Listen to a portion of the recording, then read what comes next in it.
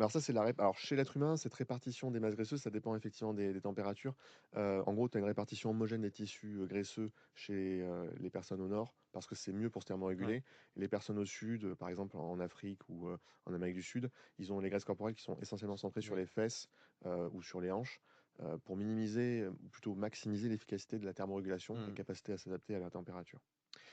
Bon, mais alors du coup, le truc, c'est que ça a une autre conséquence, ce qui s'est passé il y a 15 millions d'années. Et du coup, je vais en revenir au système immunitaire, c'est que, Ouais.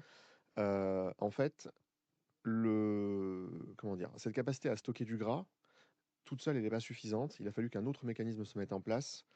Et ce mécanisme, en fait, il est lié à un truc qui s'appelle le métabolisme du fructose. C'est pour ça que parfois vous entendez sur Internet qu'il ne faut pas manger de fructose ou de fruits. En fait, c'est plus compliqué que ça. Euh, Dans les sucres en général, vous avez du glucose et du fructose. Mmh. Dans les aliments transformés, il y a beaucoup, beaucoup de fructose.